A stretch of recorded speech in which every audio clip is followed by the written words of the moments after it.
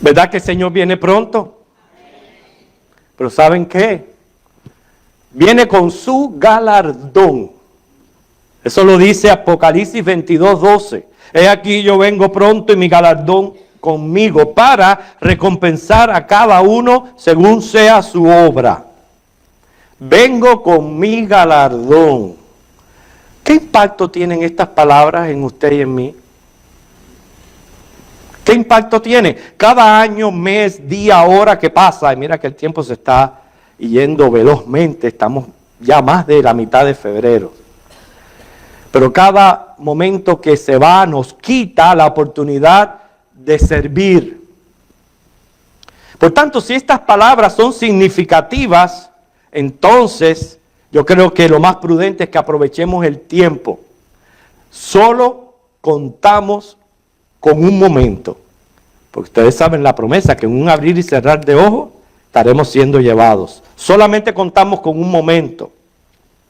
Otro aspecto a considerar con relación al galardón, aparte de nuestro estado anímico, hermano, créanlo o no, son las acciones del diablo en los últimos tiempos.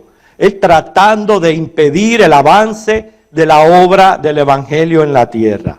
Y fíjense si es así, que tenemos un ejemplo en Esdras. Vamos a buscar el capítulo 4 de Esdras. Vamos a estar leyendo los versículos del 1 al 5.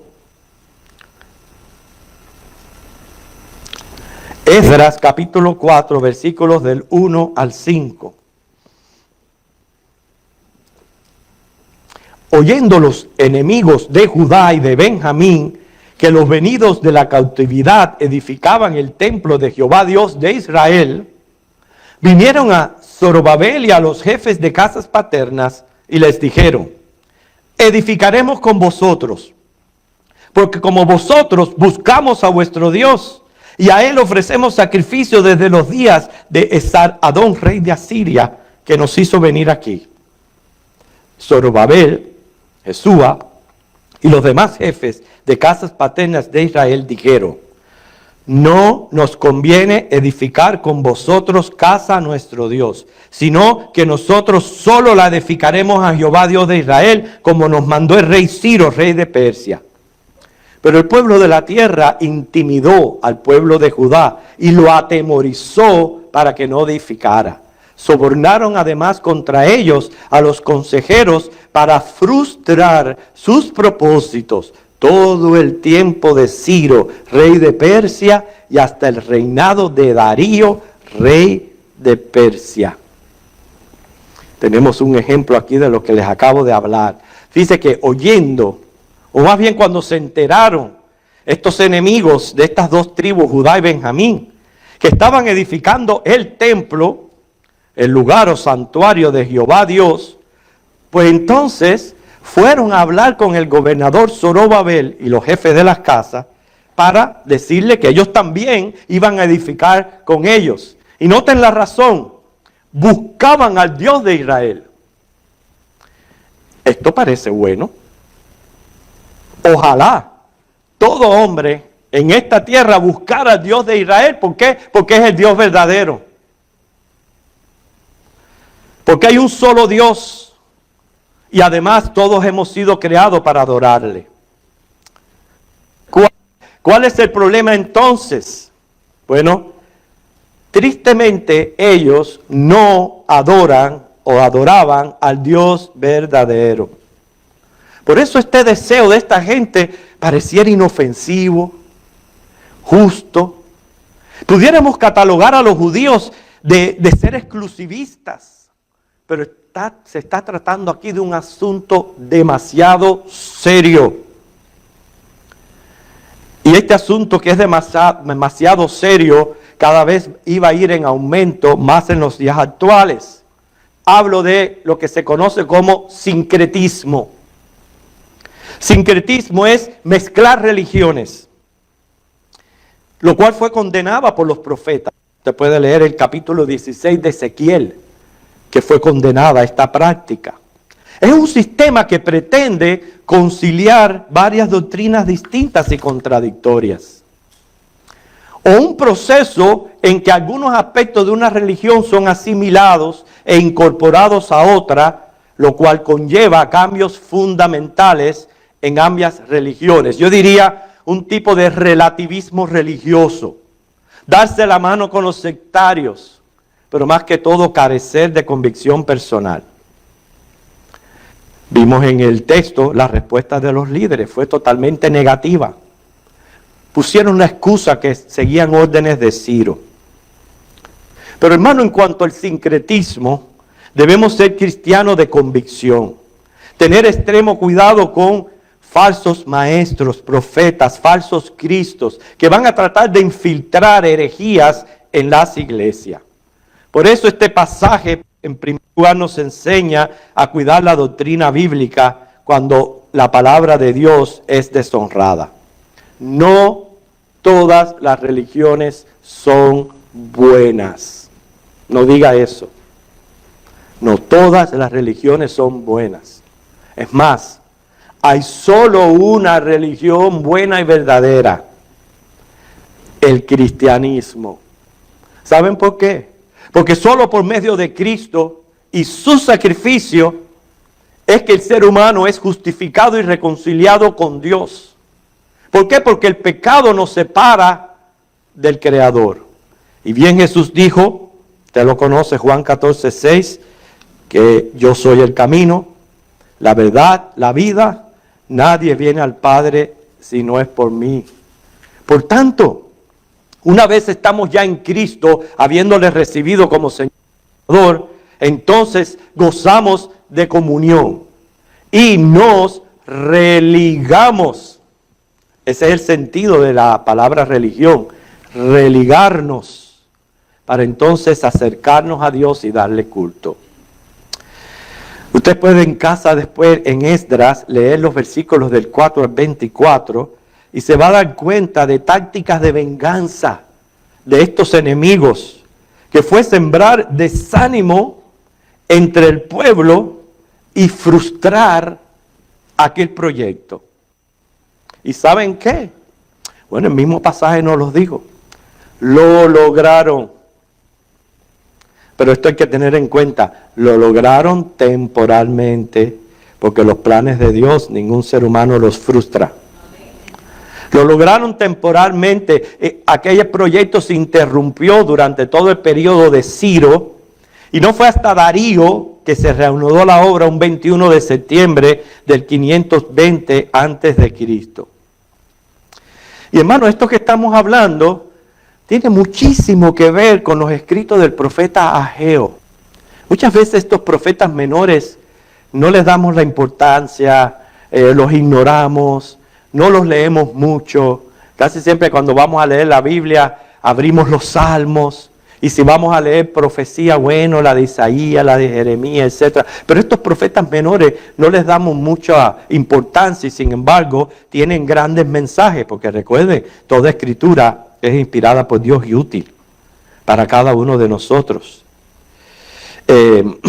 Y además de estos enemigos sembrar aquel desánimo, le escriben una carta al rey, calumniando a los judíos. Los acusan de tres cosas: de no pagar tributos en caso de que terminaran la reconstrucción, que el honor del rey iba a ser dañado y que iba a perder esa parte del territorio en su reino. Los versículos 6 al 16. Claro, el rey escucha esto, mandó investigar y decreta parar la obra. La presión de los persas y la oposición de los samaritanos colaboraron para opacarla por 56 años, desde el 536 hasta el 520. Y entre tanto, en esos 56 años, el pueblo estaba en un letargo espiritual. Más bien se habían dedicado a construir y a embellecer sus propias casas. Y aquel templo parado. No les importaba. En primer lugar, hermano, cuando nos proponemos servir a Dios, vamos a confrontar resistencia. Tengámoslo pendiente, vamos a confrontar resistencia. la confrontó el Señor mismo. Los discípulos de Cristo a través de las edades. Y es más, el Señor paradójicamente nos dice que nos sintamos bienaventurados o completamente felices cuando nos sintamos perseguidos, calumniados. Mateo 5 del 10 al 12. Porque nos espera, fíjense, grande galardón. Un grande galardón si permanecemos fieles. Por eso los profetas Ageo y Zacarías fueron esos instrumentos que Dios utilizó para reanimar a aquel pueblo. El mensaje específico de Ageo consta de más bien 3 mensajes tocando 2 temas: la reconstrucción del templo y la llegada de la era escatológica. Su mensaje fue dado a mitad del 520. Y sí, su objetivo era animar a aquella comunidad judía. Y para ello debía sacudirles, que despertaran. Y esto va a servir para entender la magnitud de nuestro llamado. El hecho que Cristo tiene su galardón. A menudo no se piensa en esto con profundidad. Pero pensemos, hermanos, en lo que Él hizo para salvarnos. Lo que Él hizo para salvarnos, su sacrificio en la cruz. Debe de ser considerado para nosotros un alto privilegio. El hecho de que Él viene con su galardón. ¿Por qué? Porque le hemos servido. La iglesia tiene una misión que llevar a cabo por medio del trabajo conjunto de sus componentes. Ser santos escogidos es una gran responsabilidad. Notemos que aquellos judíos tenían un trabajo que ejercer. También la iglesia es un cuerpo que necesita de todos sus miembros para poder llevar a cabo su misión, por lo que somos. Noten lo que dice Primera de Pedro, capítulo 2, versículos 9 y 10. Primera de Pedro 2, 9 al 10. Vosotros que en otro tiempo no erais pueblo, pero que ahora sois pueblo de Dios, que en otros tiempos no habías alcanzado misericordia, pero ahora habéis alcanzado misericordia. Y el 9 dice más: vosotros sois linaje escogido, real sacerdocio, nación santa, pueblo adquirido por Dios, para que anunciéis las virtudes de aquel que os llamó de las tinieblas a su luz admirable. A menudo nos enfocamos en lo que somos, glorioso. Todo lo que menciona el pasaje acerca de nosotros. Pero enfoquemos este llamado que el Señor nos hace. Anunciar. Anunciar, que equivale a predicar el Evangelio. Esa es la misión de la iglesia. A eso hemos sido todos llamados. Qué importante era para aquel entonces reconstruir el templo. Sumamente importante. Para ello era allí el lugar donde Dios manifestaba su presencia y le hablaba a Israel. Allí recibía la oración de sus fieles. Cuán necesario es que Dios escuche nuestras oraciones, ¿verdad? Que dependemos de Él. Allí les perdonaba sus pecados por medio de aquel sistema de sacrificio. Qué importante es que nuestros pecados sean perdonados. Por tanto, la actitud reflejada hacia el templo era así como se tomaba a favor o en contra del Señor. Lo mismo pudiera decirse de Cristo y su iglesia. Es incoherente yo decir, amo a Cristo y no amar a su iglesia. Totalmente incoherente. Para ellos reconstruir el templo les era de suma importancia, porque reflejaba el querer que Dios volviera a habitar en Jerusalén. Nosotros tenemos más que eso. Mateo 18:20 dice que Cristo promete estar donde 2 o 3 se reúnen en su nombre. Para ellos significaba que Dios había elegido a Jerusalén, a David y a su descendencia para gozar de una protección. En Cristo estos privilegios del templo han sido transferidos a la iglesia. Por eso vamos a aprender de estos 3 mensajes de Ageo. Después usted, si quiere, elige el libro de Ageo, lo estudie y lo lee en su casa. Voy a ir rápidamente mencionando estos 3 mensajes que encontramos allí. Por ejemplo, el mensaje dado en el mes de septiembre, Ageo 1, del 1 al 15. Se le dice a aquellos judíos: no abandonen la edificación del templo. Ir a los montes, traer madera.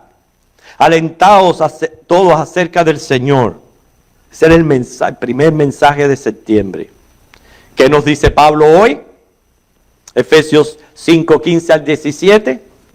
No anden como necios, sino como sabios. Aprovechen el tiempo, los días son malos. Sean entendidos de cuál sea la voluntad del Señor. ¿No es eso lo que nos dice hoy? Por tanto, cada uno reacciona a este llamado de 3 maneras. 1, empeorando. Quiere decir cada vez más para atrás, haciendo menos. 2, neutralizando. Quedarnos como estamos, estancados. 3, mejorando. Tratar de actuar, de crecer. Fíjense el mensaje: no abandonen la edificación. Vayan a los montes y traigan madera. La madera no va a venir sola. Tienen que ir y traerla. O sea, actuar. ¿Qué es lo que el Señor quiere que nosotros hagamos como iglesia? Que actuemos. Y por tanto el Señor nos llama a ser responsables con nuestros dones. El segundo mensaje, Ageo 2, del 1 al 9, que fue un mensaje que Él dio en octubre. Tened paciencia. ¿Qué tiene que ver la paciencia con todo esto? Bueno, aquel templo que trataban de reconstruir no tenía la esplendidez del primero, del templo de Salomón. Quizás carecían de los materiales, etcétera, pero no tenía aquella gloria, aquella esplendidez del templo de Salomón. Y eso, para el orgullo vanidoso del hombre, podía ser un desánimo. Para que puedan entender el mensaje de Ageo. Entonces Ageo les dice: ¿sabe qué? Llegará el momento que este templo va a ser más glorioso aún en el tiempo del milenio. Ezequiel capítulos 40 y 42 habla de ese templo. Entonces, proféticamente debían ser pacientes. Y hermano, esto tiene una gran lección para nosotros. Hoy somos el templo del Espíritu Santo. Nuestra condición actual de imperfección, de finitud, de esta batalla y lucha con el pecado, jamás se podrá comparar a esos cuerpos glorificados que recibiremos cuando seamos arrebatados. Entonces tenemos que ser pacientes esperando ese glorioso momento. Y mientras tanto, perseverando en el trabajo que tenemos que realizar hoy. El tercer mensaje, Ageo 2 del 10 al 23, fue un mensaje que dio en diciembre. Les habló de la contaminación de Judá, de la determinación de Dios, de la gran tribulación y el ascenso de Zorobabel. Por eso les decía, considerad todo esto. Y a veces, hermano, hay que considerar, como la pobre mujer que le dice: amiga, mi esposo me gritó, sal de mi vida. Y yo le dije, pimienta de mi corazón. Y se enojó aún más. No entiendo, yo estoy confundida. Yo espero que considere y entienda el mensaje que le estamos dando hoy y que Dios está trayendo hoy. Que lo considere. Dios nos está llamando a considerar las promesas que Él tiene para nosotros. Que seremos librados de la gran tribulación. Que esto sirva de ánimo y de aliento para continuar viviendo en fe. Cuidarnos del desánimo y menos desanimar a otros. Y darle valor a ese galardón, hermanos. Fíjense, en ningún momento promovemos estarnos envaneciendo por lo que hacemos, lo que somos, nuestras capacidades. No. sino entender o considerar, como dice este mensaje, el privilegio de gracia de estar haciendo nuestra parte en el establecimiento de este glorioso reino. Consideremos esto a la hora de hablar del galardón. Entonces, como le ocurrió a los judíos regresar a su tierra, de reconstruir aquel templo para desempeñar su religión, porque este edificio era muy importante en el ejercicio de su religión, como iglesia tenemos una misión que cumplir, pero también como individuos. Les alertamos, luchamos contra el desánimo y además de eso, oposición, resistencia. Cada vez que querramos hacer algo por el Señor, vamos a experimentar resistencia. La iglesia hace llamados a voluntarios, al servicio, y vamos a experimentar resistencia. Por eso el Señor nos dice, actuar, paciencia, considerar. ¿Qué? No solamente que Cristo viene pronto, viene con su galardón. ¿Qué es esto para mí? Vengo con mi galardón conmigo para recompensar a cada uno según sea su obra. Recuerdo muy bien una hermana en Cristo que cuando se mencionó este tema, dijo que a ella no le importaban los galardones, que ella se conformaba con solo llegar al cielo. Eso es todo lo que ella quería, llegar al cielo. Eso pareciera muy humilde, ¿verdad? Pero no. Una manera muy egoísta de vivir el cristianismo. Pero muy egoísta. Porque nosotros tenemos que sentir gozo, placer, privilegio de hacer mi parte, aunque muy pequeña sea, para establecer este reino de los cielos. Por tanto, tenemos primero que actuar.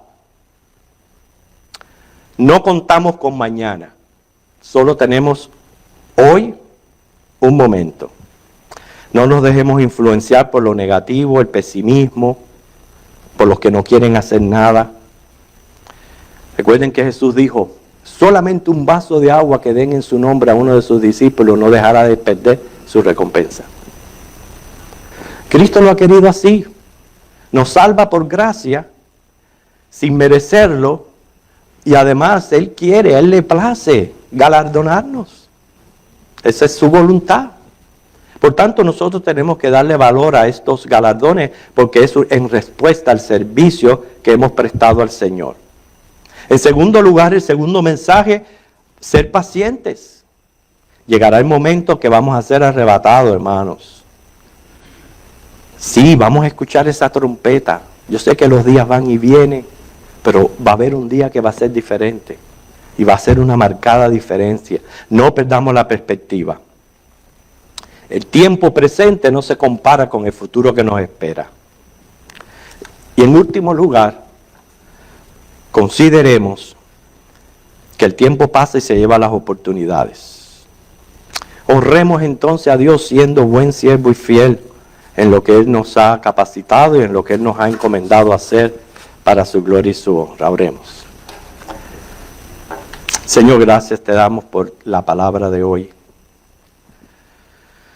Porque tú nos animas, mi Señor, a permanecer activos, fieles, sirviéndote en lo que tú nos hayas llamado, en el don con que tú nos hayas capacitado. De perseverar en esto, Señor, de no dejarnos mal influenciar, que no dejarnos vencer por la resistencia del enemigo. Que contemos con tu poder y que podamos, mi Señor, actuar, poner manos a la obra en aquello que sabemos que tú nos llamas. También ser pacientes, mi Dios, en lo que esperamos tu gloriosa venida. Y mientras tanto, Señor, considerar el hecho de que vienes con tu galardón. Y ese galardón debe de ser, Señor, recibido con un alto honor, un alto privilegio que implica, Señor, servirte a ti en cualquier aspecto. Por tanto, permite, Señor, que así como ese pueblo se levantó, reconstruyó aquel templo, nosotros también nos levantemos y aprovechemos el tiempo porque los días son malos y vienes pronto. Te lo pido en el nombre de Cristo. Amén.